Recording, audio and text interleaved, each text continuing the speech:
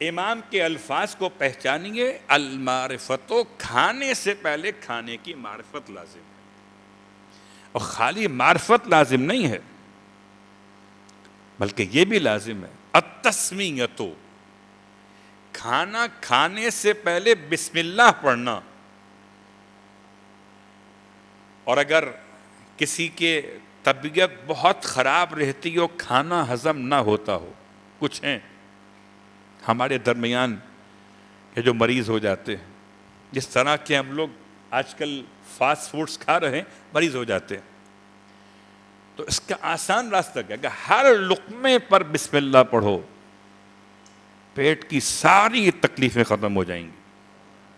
ہر لقمے سے پہلے قبلہ اگر آپ کو ڈاکٹر کہہ دے تو آپ دوا اس طرح لے لیں گے نا.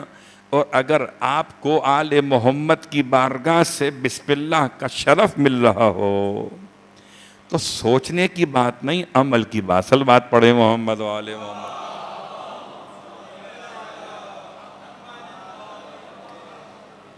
تو کھانے سے پہلے بسم اللہ کی تلاوت فریضہ ہے، واجب ہے، مستحب نہیں ہے امام کے الفاظ کے لحاظ سے.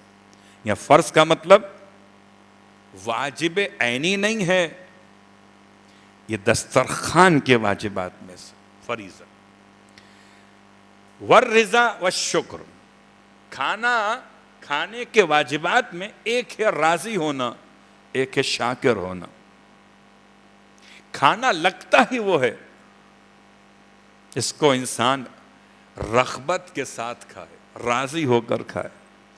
اور اگر ناراض ہو، غصہ ہو، منہ چڑھا ہوا ہو تو چاہے آپ جو چاہیں کھلا دیں، اثر کچھ بھی نہیں ہوگا بدن کے اوپر. لہذا کھانا کھانے سے پہلے کھانے سے راضی ہو جائے وہ الگ بات ہے. کہ کوئی ہو دیوانہ اور پھر آئے علی کے مقابلے پر اور پوچھے کہ بتائیے آج میں کیا کھاؤں گا، اور امام فرمائے تمہیں آج خدا نے جو نصیب رکھا ہے وہ سفید چاول اور دودھ، یعنی کہ میٹھے چاول دودھ نہیں ملے ہوئے. اس نے کہا اچھا میں آج آپ کو ثابت کر کے دکھاؤں گا کہ آپ غلط کہتے.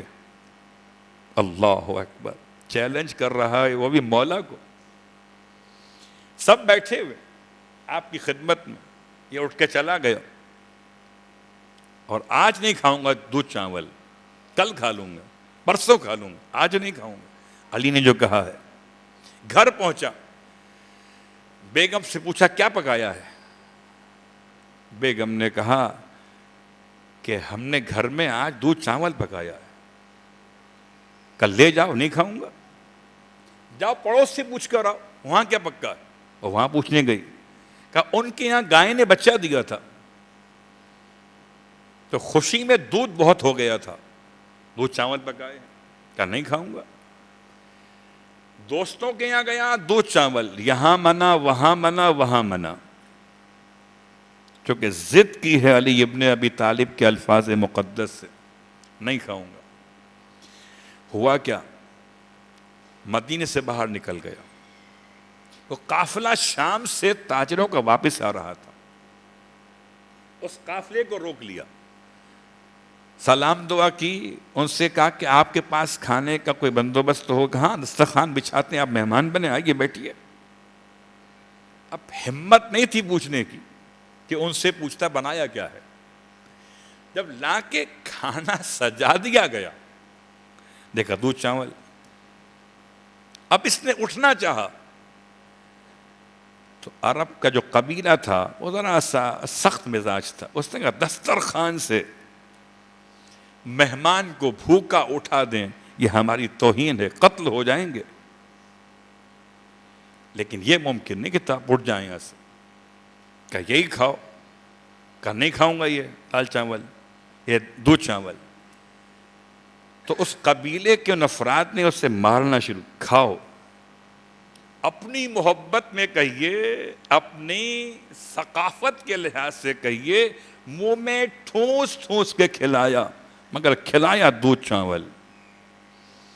اب منہ بگڑا ہوا واپس آیا مسجد میں، پوچھا نمازیوں نے کیا کھایا؟ کہ دودھ چاول۔ امام مسکرائے، فرمایا اگر پہلے ہی کھا لیتا تو مار کھائے بغیر کھا لیتا۔ صلوات پڑھے محمد و آل محمد۔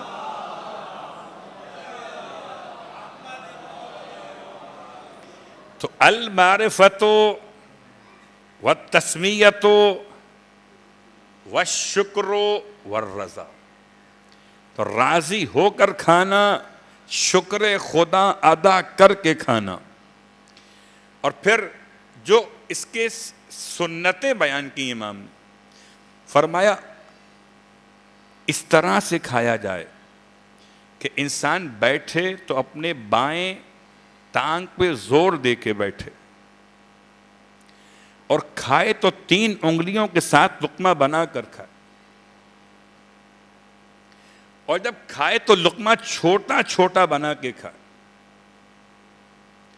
اور کھانا کھانے سے پہلے ہاتھ دھو لے، آداب میں شامل ہو گئے۔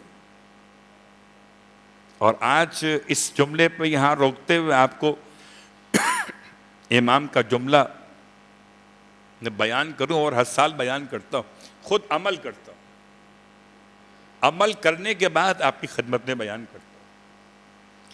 کھانا کھانے سے پہلے بھی دونوں ہاتھ دھونا، اور کھانا کھانے کے بعد بھی دونوں ہاتھ دھونا، یہ امام مجتبیٰ کا فرمان ہے۔ غسل الیدین قبل الطعام ینفی الفقر، کھانا کھانے سے پہلے دونوں ہاتھ دھونا غربت کو مٹا دیتا ہے۔ وغسل الیدین بعد الطعام، اور اگر کھانا کھانے کے بعد دونوں ہاتھ دھوئے جائیں تو یہ غم کو مٹا دیتا ہے، ینفی الغم۔ اگر غم مٹانے ہوں، غربت مٹانی ہو، امام کے فرمان پہ عمل کیجئے۔ اور ویسے تو یاد رہتا نہیں ہے، لیکن میں خاص طور سے ان دونوں اوقات پر مولا امام مجتبیٰ کو سلام کر لیتا ہوں۔ السلام علیکہ یا ابا محمد الحسن ابن علی علیہ السلام۔ ہاتھ دھوتے وقت کھانے سے پہلے، اور ہاتھ دھوتے وقت کھانے کے بعد۔ دسترخوان امام کی بات تو یہاں تک آ گئی کہ انسان کھانا کیسے کھائے، لیکن رزق میں برکت کے لیے دسترخوان۔ میں آپ کو لے گیا تھا مدینہ منورہ، شیخ کاظم العمری، ان کے والد شیخ محمد علی العمری۔ مدینہ منورہ کا دسترخوان اتنا مشہور، اور خدا نے مجھے کئی بار موقع دیا، دسترخوان سجاتے تھے۔ جتنے بھی زائر، حاجی، معتمر مدینہ منورہ میں آئے ہوئے ہوں، ان سب کی دعوت جو پہنچ جائیں اس حسینیہ میں نماز ظہرین میں، اور ظہرین کے بعد ایک لمبا دسترخوان لگتا تھا۔ یہ دسترخوان امام حسن ہے، وہ یہ فرماتے تھے اس پہ سے جو اٹھاؤ گے وہ شفا ہے۔ کھجور اٹھاؤ، چاول کا دانہ اٹھاؤ، روٹی کا لقمہ لو، کہ پانی کے دہی کا چمچہ استعمال کر لو، جو اٹھاؤ وہ شفا ہے۔ مگر طریقہ بیان کرتے تھے، اور میں آپ کی خدمت میں اس لیے بیان کر رہا ہوں کہ ان مجالس میں دسترخوان بچھائے جانے کا عنوان ہے۔ تمام ملیر کینٹ کے مومنین کی طرف سے ان مجالس کا انتظام ہو رہا ہے۔ خدا سلامت رکھے دسترخوان بچھانے والوں کو، دسترخوان پر بیٹھ کر امام کے نام سے دسترخوان سے نیاز کھانے والوں کو۔ صلوات پڑھیں محمد و آل محمد۔